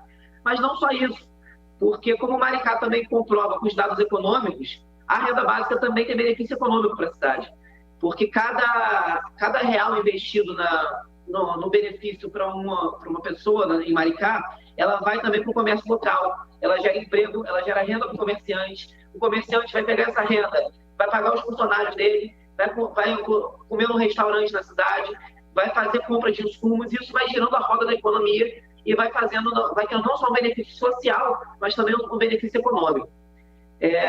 Acho que deu para explanar bem o renda básica. Eu tenho uma outra reunião agora às 11 horas, dá para ficar mais um tempinho aqui, não sei se vai ter pergunta, questionamento, mas é isso. Mas basicamente é isso que a gente tem feito aqui em Maricá, é isso que a gente acredita, essa transformação social que a gente está pregando e construindo de fato aqui em Maricá, não só no discurso, mas na prática. Obrigada, Diego. Muito importante compartilhar a experiência, não apenas da renda básica, mas da moeda social, enfim, toda essa política que tem sido desenvolvida aí em Maricá. A gente, só lembrando aqui também, as pessoas que estão assistindo pela TV Câmara, quiserem comentar, mandar perguntas, pelo e-mail comunicacau@campinas.sp.leg.br e pelo WhatsApp 97829-3776. Eu vou passar a palavra agora, então, para o Leandro Sartori, que é vereador em Itapira, aqui da nossa região, vai compartilhar um pouco a experiência. Depois eu abro também para os vereadores que estão aqui presentes fazerem as suas considerações. Leandro, a palavra é tua. Mariana, o som tá bem? Tá tudo certinho? Maravilha. Gente, antes de mais nada, né, Mariana, muito obrigado pela oportunidade de participar desse debate, dessa conversa. Agradecer também a presença da Paola, do Gustavo Petro, do Paulo Búfalo também, membros da comissão, o Eduardo Suplicy, o Diego de Maricá, que acabou de falar, o Cláudio de Belém, e né, nós somos de uma cidade bem diferente, né? Porque Maricá, tudo bem, tem uns 150 mil habitantes, Itapira tem 70 mil, e aqui nós propomos, né, a renda básica inicial no começo do ano. Então, nesse começo de ano, nós jogamos, né, colocamos isso na Câmara Municipal, e o motivo crucial foi qual? Né? O governo federal, ele terminou a renda básica, não sabia se iria prorrogar, e cada vez mais nós tínhamos debate dentro do partido, né, Mariana, que era qual? Era milhões de pessoas entrando na linha de pobreza, voltando à fome cada vez mais explícita, e logicamente que em Itapira nós percebemos isso também. É assustador o número de pessoas em rua, né, que estão na rua aqui na cidade e tudo mais, e colocamos essa indicação. E nós aqui em Itapira, Mariana, dentro dessa indicação, o mais importante foi o debate público. Porque quando a indicação foi feita dentro da Câmara, passou tudo certinho, tranquilo, foi o convencimento da população através do quê? Através dos jornais oficiais de cidade, através das mídias sociais, e isso aí foi um debate público intenso, porque ainda há uma cidade conservadora, pequena, e tudo mais, uma ideia, né, sempre, mas para quê? Por quê? Né? Quem não vai aumentar impostos, e foi o convencimento. O convencimento foi qual? A ideia de que é falta de vontade do governante, do Poder Executivo, porque o dinheiro existe, o dinheiro está, e é remanejar esse dinheiro, é recolocar para quem está mais precisando no momento. Então o debate foi muito importante, e esse debate foi crescendo nos meses de fevereiro, principalmente agora em março, e nisso, né, dentro desse debate, foi feito então, pela prefeitura local, o orçamento. Gente, Itapira é uma cidade, como falei, de 70 e poucos mil habitantes, tem um orçamento anual em torno de 300 milhões de reais, um orçamento pequeno, tá? Pensando tudo mais. Os estudos foram feitos aqui na cidade, foram encabeçados pela Secretaria de Promoção Social, a Regina Ramil, a secretária aqui da cidade, ela encabeçou, logicamente, com todo o jurídico, e aqui em Itapira foi feito esse auxílio social. Nesse momento, né, ele vai ser um auxílio que vai beneficiar 2.400 pessoas. É um auxílio de R$170. A gente lutou, né, lógico, dialogou para que o valor fosse maior, mas a compensação foi qual? Do governo local. A ideia era de abranger mais pessoas possível, então a opção foi de ter essa renda para 2.400 pessoas, nesse momento, e um valor não tão alto, né, um valor de R$170. E, nesse caso, aqui em Itapira a opção do governo foi qual? Foi iniciar esse auxílio para as pessoas que já estão no cadastro único, completar a renda dos mais vulneráveis. Desses 2.400, Itapira tem 1.898 pessoas dentro do cadastro único, que é a renda até R$178 per capita, né, por pessoa. Então, a opção foi essa. As outras 500 auxílios estão abertos aqui para cadastro. Eu me informei na Secretaria de Promoção Social, os cadastros continuam sendo feitos até o começo de maio, isso é honesto, tudo dentro da legalidade. E pensar assim, Mariana, é um auxílio ainda de tiro curto, de 3 meses, é um auxílio que vai custar a prefeitura local R$1.200.000. Isso representa no orçamento mais ou menos 0,35. Se esse orçamento, a nossa luta aqui é para ele ser inicialmente prorrogado, e quem sabe, né, a nossa luta principal é que seja o quê? Seja colocado como permanente. Isso daria no orçamento da prefeitura local em torno de 1,5, 1,4 durante todo ano, uma renda básica emergencial local aqui na cidade. Então, A luta aqui, nossa, aqui principal foi de conscientização do quê? Conscientização do comerciante, conscientização das pessoas que esse dinheiro gira a economia local, esse dinheiro é gasto na cidade, é gasto aqui dentro e tudo mais. E esse debate foi crucial para a gente conseguir, né? Conseguir chegar e a prefeitura aplicar. Ela começa a pagar agora, ainda em abril, né? Estamos já no dia 15, ela começa a pagar a primeira parcela ainda em abril, e aí nos 3 próximos meses garantidos. E a nossa luta como vereador aqui na cidade é que inicialmente se renove, já há um aceno para a renovação, e logicamente a nossa luta vai ser para que ele se torne permanente.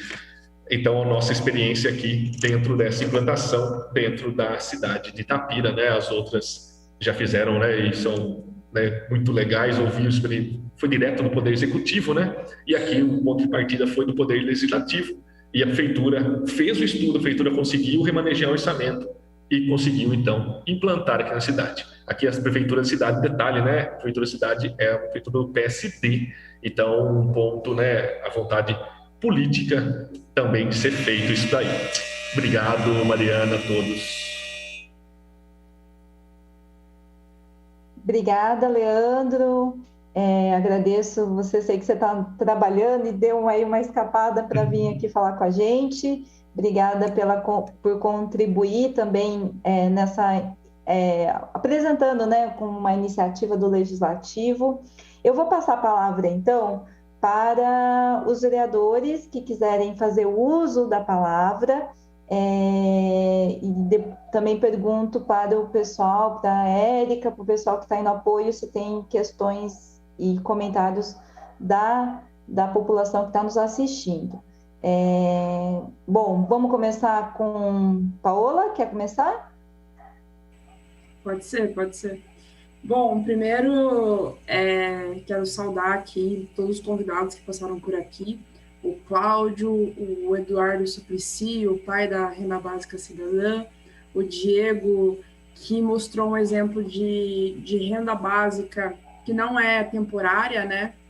E agora o Leandro, que trouxe uma experiência de uma cidade bem próxima aqui da nossa região, que é um exemplo. Eu queria começar dizendo que tem algumas diferenças substanciais, né, nos modelos de renda básica que foi apresentado, né? O Eduardo Suplicy trouxe todo o histórico dessa luta, né, da renda mínima, que passa pelo Bolsa Família, que chega até o auxílio emergencial, mas na verdade é um desdobramento que a gente tem, um primeiro passo para a gente conseguir de fato ter a renda básica cidadã, e alguns outros em modelo de auxílio emergencial. Eu quero pontuar que quando a gente tem um modelo que ele é temporário, ele estanca um dos problemas que a gente está vivendo na sociedade. Então, a gente tem a curto prazo, né, como os modelos de auxílio emergencial que trouxe, a gente, de fato, consegue fazer com que as pessoas sobrevivam. Tem até alguns dados que foi uma das coisas que fez as pessoas sobreviverem em 2020, né, o auxílio emergencial, que a gente consegue minimamente fazer a renda dos pequenos comerciantes girar, mas isso não é o suficiente para resolver um problema econômico, sistêmico que a gente tem no Brasil hoje. Quando a gente tem um modelo de renda básica universal, que é o caso de Maricá, né, como o Diego trouxe, com moeda social, não só você tem esses problemas sendo resolvidos, mas você tem aumento do emprego, porque ao invés de você ter que criar linhas de crédito específicas para a população, para o micro, pequeno e médio empreendedor, para as empresas, para eles não demitirem, com a renda básica universal, você consegue fazer tudo isso e ainda aumentar o emprego mesmo na pandemia. Então, a gente vê que esse modelo, né, que é justamente a defesa do Eduardo Suplicy, de trazer um modelo de renda básica universal, ele traz justamente esse giro da economia e fomenta o comércio local. Eu acho que a experiência com moedas sociais locais, que aí você ajuda o pequeno comerciante, o microempreendedor, você não tem a demissão em massa, você consegue gerar emprego e a população consegue ter a sua renda para não passar fome. Então, pensando nisso, eu tenho algumas perguntas a fazer para quem continuar aqui com a gente. Uma delas quantas famílias são beneficiadas, só para a gente retomar isso, deixar bem nítido, quantas famílias são beneficiadas em cada uma das cidades, qual que é o valor do orçamento destinado para a implementação do programa, quanto isso representa percentualmente em relação ao orçamento do município. Maricá são os royalties do petróleo, né, que é destinado, mas e nas outras cidades? Como que isso é feito? Assim como o Diego mencionou em Maricá, quais os outros impactos sociais que já podem ser observados com os projetos, né? E quais são as métricas utilizadas para fazer a avaliação de implementação do programa. E uma última coisa que eu queria trazer é que, assim, nem renda mínima e nem auxílio emergencial, que a gente precisa da renda básica universal. Fiz uma contribuição bem rapidinha aqui, né? Porque eu sei que nossos convidados estão com horário, mas é isso que eu queria falar. Muitíssimo obrigada.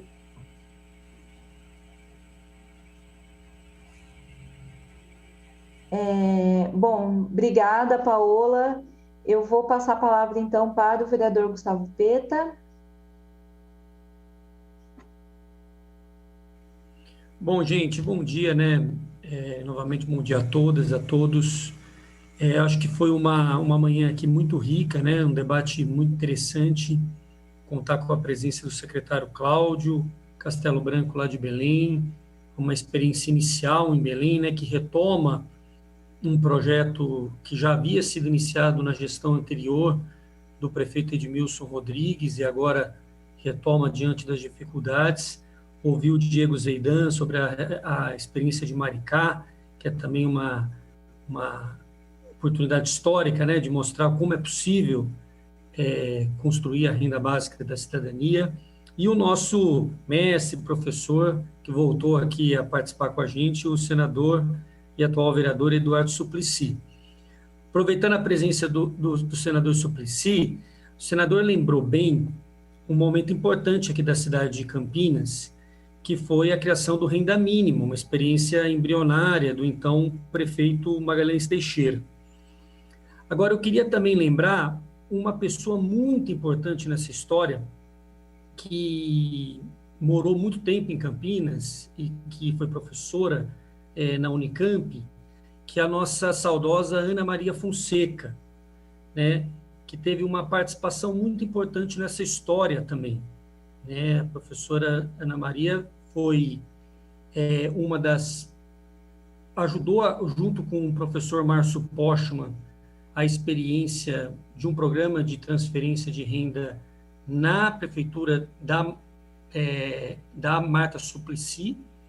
Depois estudou isso na universidade e depois foi secretária executiva, né, do Ministério do Desenvolvimento Social e é considerada por muitos uma das idealizadoras do Bolsa Família, né, da ampliação do programa de transferência de renda que acabou originando o Bolsa Família. Nos deixou em 2018, inclusive um pouco antes de falecer, o senador Suplicy esteve aqui. Eu sei um pouco desse episódio porque eu era vizinho da Ana Maria, e a história ficou muito falada aqui nas redondezas de onde eu moro, né?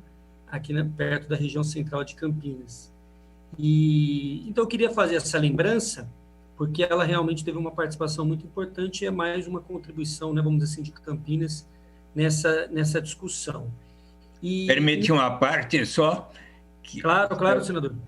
Muito bem lembrada Ana Maria Medeiros da Fonseca, companheira extraordinária dessa batalha, a primeira secretária nacional da Renda de Cidadania, que já tinha esse nome no começo do governo do presidente Lula, em função do objetivo de tornar a lei uma realidade. Então, ela sempre batalhou em defesa até o dia que chegássemos à instituição da renda básica.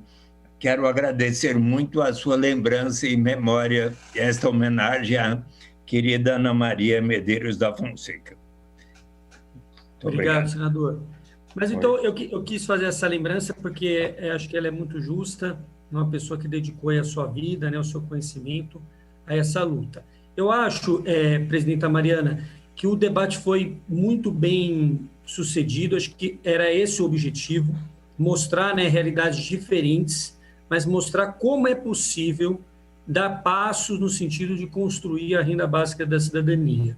É evidente que a realidade orçamentária, a crise econômica, as dificuldades impostas, elas estão colocadas, mas se nós tivermos compromisso político, decisão política, é possível dar passos adiante. Campinas tem um programa de transferência de renda muito limitado ainda, que é o cartão Nutrir.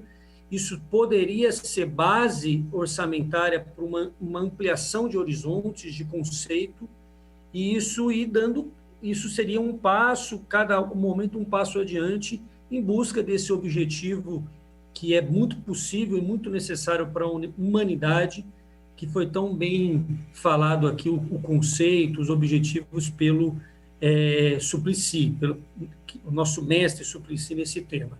Então, eu queria só dizer isso. Acho que nós, na Câmara, já tem um projeto de lei apresentado, pela vereadora Mariana, pelo vereador Paulo, essa comissão para alargar os estudos e os entendimentos. Eu acho que o próximo período, com certeza, será um período de muita luta e de muito debate sobre a necessidade da gente avançar nessas políticas, ainda mais com a crise que nós vivemos por conta da pandemia, mas não só por conta da crise da pandemia, As mudanças tecnológicas, o que está vindo por aí em relação a desemprego, em relação a problemas relacionados ao mundo do trabalho, também tornarão ainda mais essencial um programa como esse. Então, estamos juntos aí na batalha. Obrigada, Gustavo. Eu vou passar a palavra, então, para o vereador Paulo Búfalo. Paulo, a palavra é tua. Oi, Mariana. Bom dia, então, Mariana, vereador Peta, vereadora Paola, o Rômulo, que está aqui representando o vereador Carlinhos Camelô, membros da comissão, o nosso companheiro lá de Itapira, o Leandro Sartori, e nosso amigo e senador, sempre senador, Eduardo Suplicy. Mariana, eu acho que esse debate também cumpre um papel importante e eu quero resgatar e trazer um aspecto aqui para que depois o vereador Suplicy, hoje vereador, possa depois alinhavar esse tema, porque ele dedicou-se a essa elaboração em diversos aspectos ao longo de quase toda a sua história de atuação parlamentar no país. E, em particular, quando nasce essa experiência na cidade de Campinas, aliás, fazer um parênteses, o dia da visita ao então prefeito Magalhães Teixeira, eu fiz parte da delegação, ainda eu era muito jovem ainda na época, e era secretário de movimentos sociais do PT. E a comissão, eu me lembro até hoje, senador, além do senhor, do César Nunes, fomos eu e o então presidente do PT local, que era o Tiãozinho. E me lembro que o senhor levou, inclusive, muitas publicações para que o então prefeito Magalhães conhecesse. E ele abriu a oportunidade de nós visitarmos uma família que havia sido inserida naquele processo, naquela política, porque nós estávamos formulando uma análise dessa política aqui no município. Eu, aliás, vou resgatar esse texto e vou fazer chegar às suas mãos. E depois, na sequência, nós fomos visitar uma família numa comunidade ali do distrito do Ouro Verde, uma família muito acometida por uma situação de miséria. E aí eu quero fazer um parênteses. Por conta da necessidade de políticas como essa ter a busca ativa permanente, além da própria continuidade da política, porque nós chegamos por volta de 2004 e o ITESP, ou melhor, ITESP não, o Instituto de Pesquisa aqui nosso do Estado de São Paulo, agora me fugiu o nome, mas ele apontava aqui na região metropolitana de Campinas cerca de 14 mil famílias vivendo abaixo da linha da miséria, mesmo com o renda mínima. Então, que passa à margem das nossas políticas, das nossas redes de assistência. Então, esses dois aspectos da continuidade da política e da busca ativa permanente, eu destacaria como sendo centrais e que essa comissão, o nosso projeto precisa mobilizar. Finalizo dizendo o seguinte, que essa semana a secretária de Desenvolvimento Econômico aqui de Campinas esteve na comissão de estudos lá de políticas sociais do distrito do Campo Grande, comentando uma mobilização do governo municipal, de pensar, inclusive, as políticas de renda para a população, para as pessoas, né? Mas também para os pequenos comércios regionais. Então, nós temos a expectativa de que essa comissão, a iniciativa da Câmara, possa também criar essa sensibilidade e contribuir nesse processo na cidade. Então, agradeço demais aí esse espaço, vereador e companheira de partido, e espero que a gente tenha bons frutos das nossas iniciativas. Com certeza. Obrigada, Paulo. Eu queria só fazer um breve comentário, depois eu passo de novo para o sempre senador Eduardo Suplicy, para o Leandro, que estão com a gente aqui ainda, quiserem comentar, fazer suas considerações finais. Eu acho que esse debate foi um debate muito produtivo, porque aponta alguns caminhos, né? O primeiro deles é o seguinte: nós temos aí como horizonte, eu acho que isso foi muito importante, a contribuição aqui do Eduardo Suplicy, o horizonte é essa renda universal, né? E a renda universal, ela resolve muitos problemas, né? Resolve o problema, por exemplo, do critério de quem precisa e quem não precisa. Isso é tão difícil, né? Como que a gente define o critério? Como que esses critérios vão ser atendidos? Como identificar se esses critérios estão sendo, digamos assim, de alguma forma transgredidos? Então, eu acho que é muito importante essa ideia desse horizonte. Por outro lado, para a gente chegar nesse horizonte, a implantação e a experiência. É muito importante essa questão da experiência, né? Da gente começar a fazer esse tipo de política, que não é começar, porque tem uma trajetória. Campinas foi pioneira, como bem disse aqui o Eduardo Suplicy, o vereador Paulo Búfalo. Campinas fez parte do início. Então, por que Campinas... Hoje, nesse momento, Campinas está atrasada na implantação. O vereador Gustavo citou o cartão Nutrir. É muito insuficiente o cartão Nutrir para a realidade do que é Campinas. Campinas é uma cidade territorialmente espraiada, com muita desigualdade social, racial e territorial. A gente tem um conjunto de pessoas que estão nas regiões periféricas, sobretudo mulheres e crianças, né, que estão aí numa situação de vulnerabilidade. E nesse momento, e se isso é uma necessidade do ponto de vista da resolução dos problemas do Brasil, nesse momento de pandemia, isso é uma urgência sanitária. Então, ganha esse caráter de urgência sanitária, porque a gente sabe que são exatamente nessas regiões que as pessoas não estão podendo fazer isolamento social. O isolamento social hoje é um privilégio de classe, na verdade, essa que é a realidade. E para que a gente possa, de fato, fazer o isolamento social, conter o momento da pandemia, a gente precisa aqui e agora dessa política, iniciar essa política.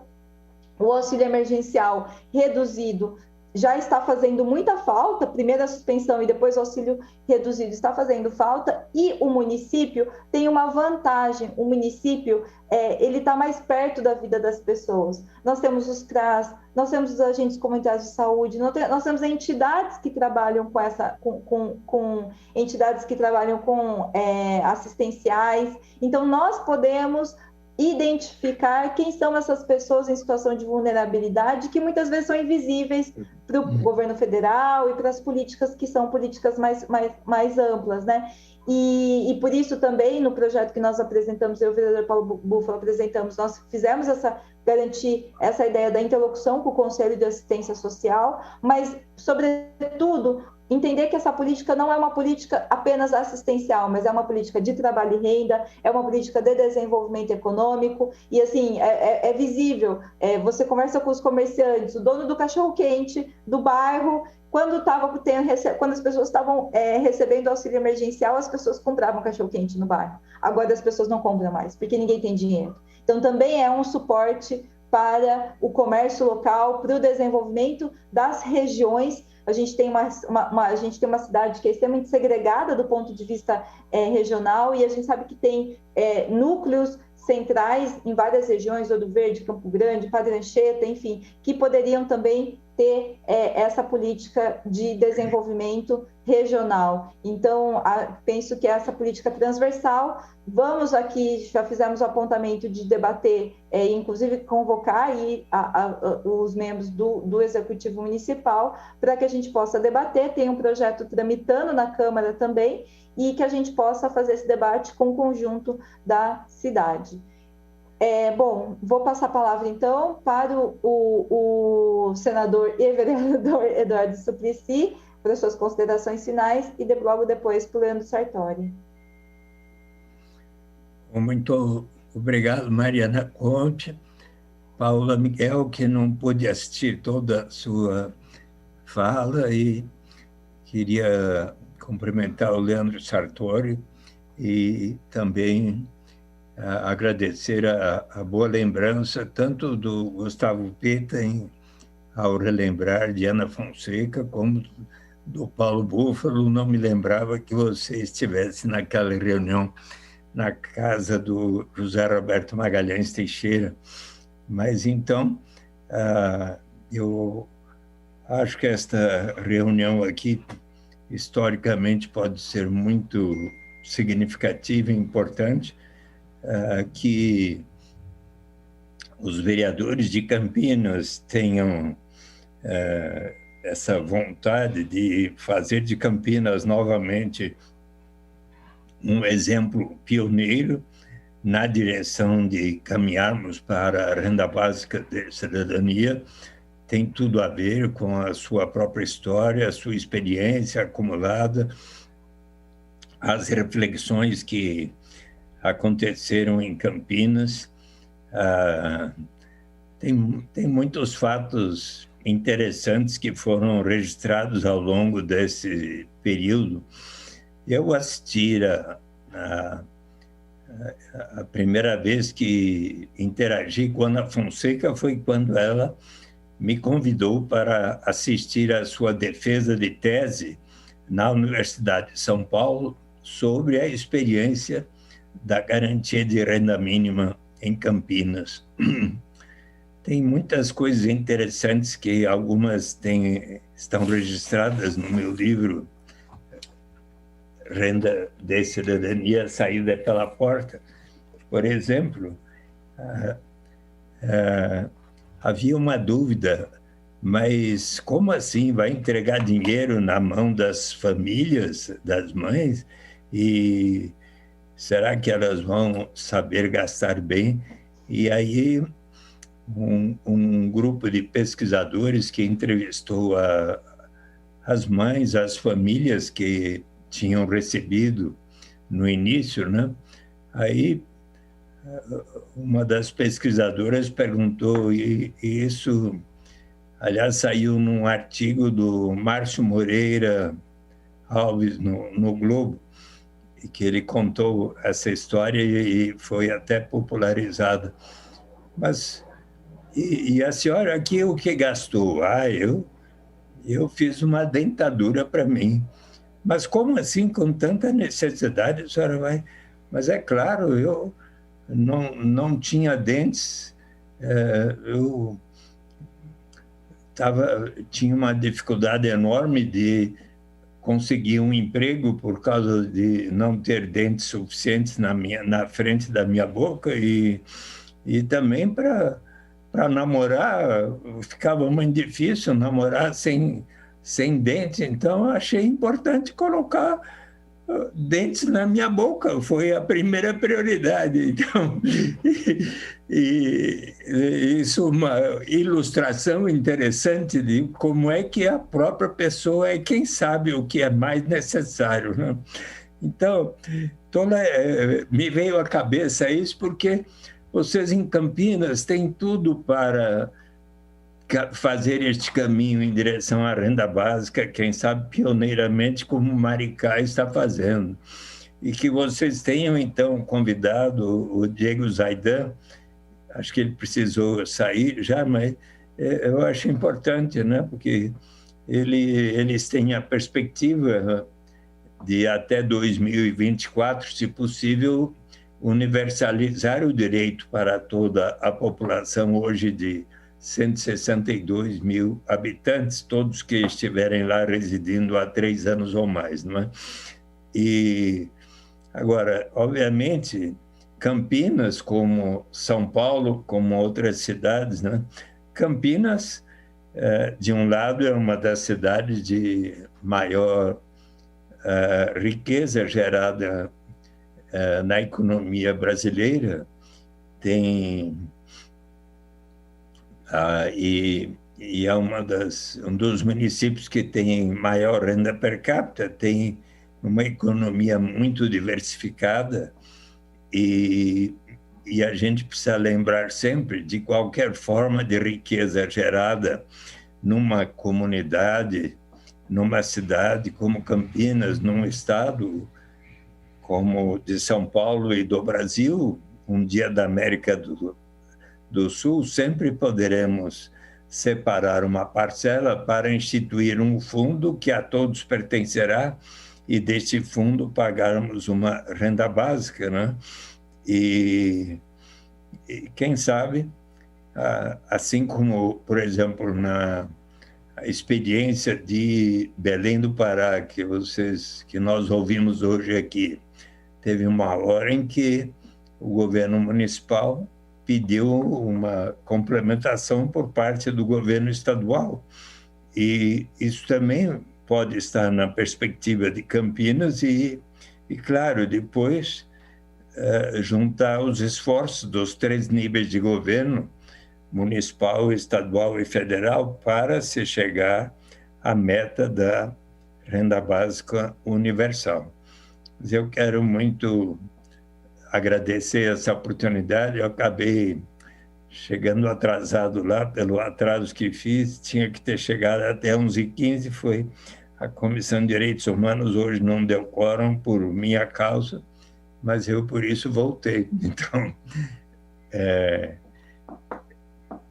mas era por um bom motivo aqui, e quem sabe após a pandemia do coronavírus, já vacinado, eu possa fazer uma visita aí a Campinas e termos mais um passo importante no diálogo e quem sabe também Itapira, não é, Leandro? Então, para que possamos avançar nesta direção de um objetivo. Vocês de Campinas, Mariana, Gustavo Peta e Paulo Búfalo já sabem que um importante chefe de Estado passou a defender a renda básica de cidadania. Já tem conhecimento, já leram a respeito da tribuna da Câmara Municipal de Campinas? Né? Você já leu, Mariana e Paula? Você já leu o que um dos mais importantes chefes de Estado hoje tanto admirado por nós, o que ele falou da renda básica de cidadania? Não. Paola? O Leandro e o Paulo, Rômulo, o Gustavo Peta, não leram ainda da tribuna? Eu já li umas 5 vezes da tribuna da Câmara Municipal de São Paulo. Saiu em dezembro. Em dezembro, certo dia, a Mônica Dallari me trouxe um livro chamado Vamos Sonhar Juntos, do Papa Francisco. Vocês gostam dele? Sabe que o caminho para um futuro melhor. Na página 143, posso ler o que ele fala? Por favor. Reconhecer o valor do trabalho não remunerado para a sociedade é vital para repensarmos o mundo pós-pandemia. Por isso, acredito que seja hora de explorar conceitos como o da renda básica universal, também conhecido como imposto de renda negativo, um pagamento fixo incondicional a todos os cidadãos que poderia ser distribuído através do sistema tributário. A renda básica universal poderia redefinir as relações no mercado laboral, garantindo às pessoas a dignidade de rejeitar condições de trabalho que as aprisionam na pobreza.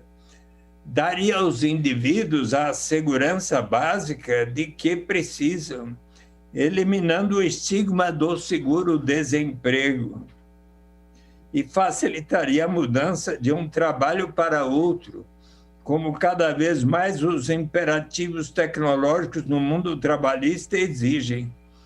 Políticas como essa também podem ajudar as pessoas a combinar tempo dedicado a trabalho remunerado com tempo para a comunidade. Veja que coisa boa, né? Não conheciam essa parte? Já está, certamente já está nas livrarias de Campinas. Podem ir até a livraria e comprar. Vamos Sonhar Juntos, tá bem? Da editora Intrínseca. Ou comprar pela Amazon, ou o que seja. Não sei. Mas eu recomendo, tá? Acho que agora a renda básica vai ganhar um novo impulso. Com certeza. Obrigada, Ciprici, pela fala inspiradora, pela citação e por toda essa experiência, né, que você acumulou ao longo da história, e obrigada também por pautar esse tema no Brasil de uma forma pioneira.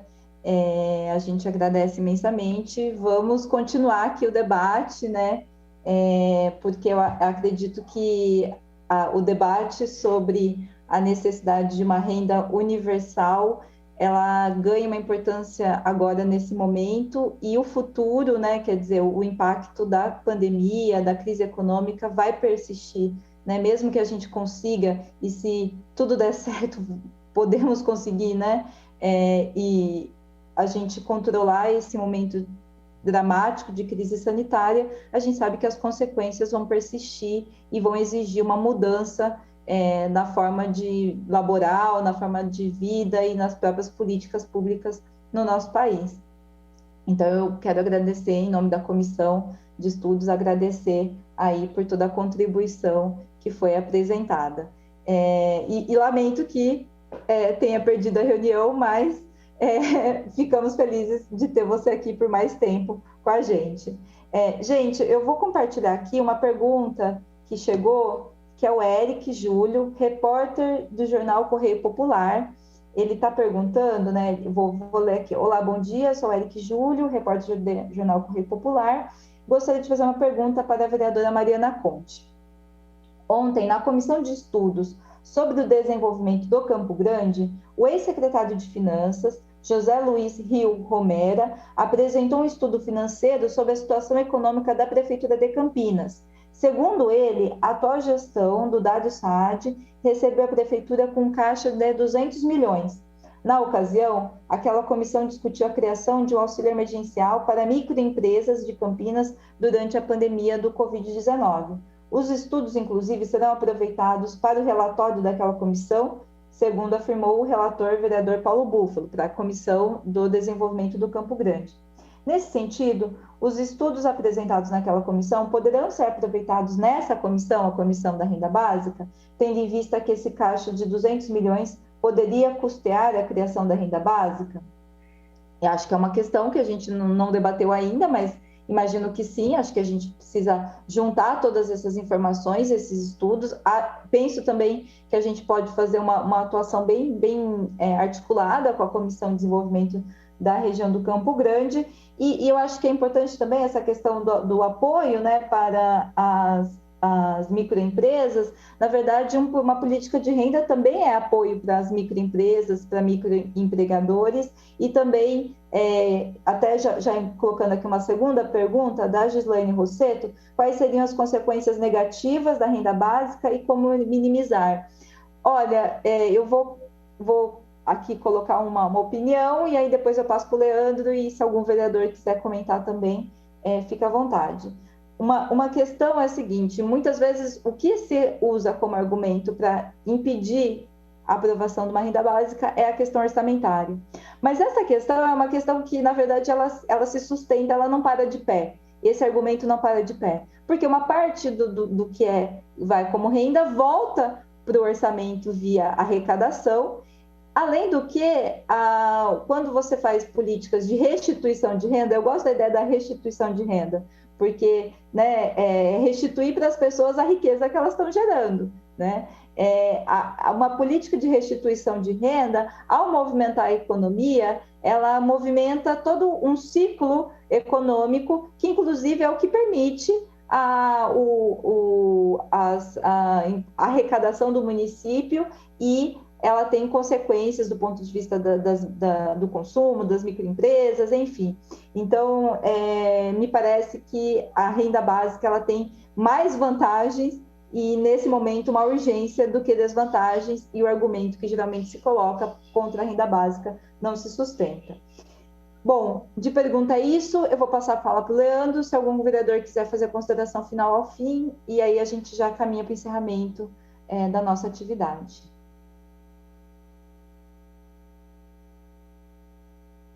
A gente não está te ouvindo, Leandro.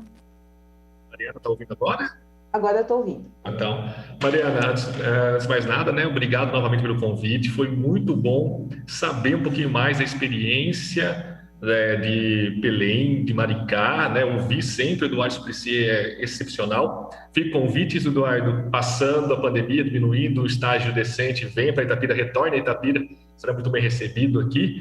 E nossa luta aqui em Itapira, então, ela continua para que esse auxílio se torne permanente, se torne duradouro, e é legal, sim, Mariana, como exemplo, né, para mim, para Campinas, até outras cidades aqui próximas vão implantar também o auxílio.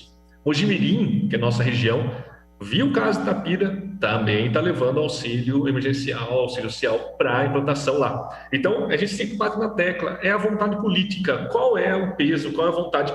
E aqui o crucial, como vocês estão fazendo em Campinas, o crucial aqui foi fazer um bom diálogo, um bom debate e convencer a população que isso é necessário e importante para o momento que nós estamos vivendo. Então, isso foi o ponto ganho aqui na cidade. Abraço a todos vocês, tem outro compromisso também. Obrigado novamente pela oportunidade. Até uma próxima. Obrigada, Leandro. Obrigada pela participação. E é importante essa questão, né? Quer dizer, cidades da região estão implantando, e Campinas, como sede da região metropolitana, precisa implantar também. Não tem motivo. Como maior orçamento, maior população e sede da região metropolitana, não tem motivo para que não implante. Eu vou passar a fala para a Paola, que quer fazer considerações finais. Se o Gustavo e o Paulo também quiserem falar alguma coisa, avisem aqui no chat. Eu quero parabenizar, né, a presidente dessa comissão, Mariana Conte, por esse debate que foi riquíssimo. Acho que trouxe para a gente muitas perspectivas de cidades que já conseguiram implementar algum modelo de renda básica, que dá para a gente trazer para Campinas, né? Sobre a questão do orçamento, se a gente fizer a divisão que o próprio Eduardo Suplicy já tinha trazido, né, dividido em 3 etapas, a única coisa que a gente tem são os ganhos, porque a gente consegue fomentar o comércio, a gente consegue fazer com que as pessoas parem de passar fome, a gente consegue fazer com que essa linha de crédito sendo discutida para os microcomerciantes, como eu disse na minha fala, ela seja voltada para a população e para a população, se a gente investir no comércio local, consiga fazer essa economia girar e evitar que os comércios fechem, inclusive. A gente pode ter até um ganho a longo prazo, que é o aumento dos empregos com carteira assinada. Queria mencionar também que eu protocolei um projeto de renda básica universal, que é justamente o modelo do Eduardo Suplicy, defende há 30 anos, que é esse modelo que todos os cidadãos e cidadãs campineiras teriam direito a esse benefício, e quando a gente fala que é um benefício, é justamente para a gente não ter constrangimento de falar de quem ganha menos, quem ganha mais, e seria um benefício que atingiria todos os moradores da cidade de Campinas, assim como de Maricá. É importante a gente frisar que quando a gente começa esse debate na cidade de Campinas, ele acaba reverberando em todas as cidades ao nosso entorno, né? E eu espero que esse seja o nosso primeiro passo para que a gente consiga implementar a renda básica e mostrar que é possível a gente fazer a economia girar através do povo, como já tem sido feito já com o Bolsa Família e como acabou acontecendo consequentemente com o auxílio emergencial. Era isso, quero parabenizar mais uma vez a vereadora Mariana Conte, quero agradecer aqui os vereadores que participaram, o Paulo Búfalo, o vereador Gustavo Peta, e os representantes dos vereadores Cecílio Santos e do Carlinhos Camelô também, que passaram por aqui. E mais uma vez, Suplicy, é sempre uma honra te ouvir. Então, sempre que eu puder conversar com você, ouvir você sobre a renda básica, farei isso, porque é o modelo que a gente precisa para transformar a nossa sociedade, a nossa realidade. Obrigada. Obrigada, Paola. Gustavo, Paulo, quer colocar alguma questão? Felicidades a vocês, muito obrigado, então. Obrigada, Eduardo. Se a gente não tem mais questão, então a gente encerra aqui essa reunião da Comissão de Estudos. Agradeço Eduardo Suplicy, agradeço Paola, Paulo, Gustavo, o Rômulo aqui, a Tamara, o Leandro, o Diego e o Carlos, Cláudio, que passou por aqui, e agradeço todo mundo que participou e os funcionários da Câmara também que possibilitaram a realização desse evento. Obrigada.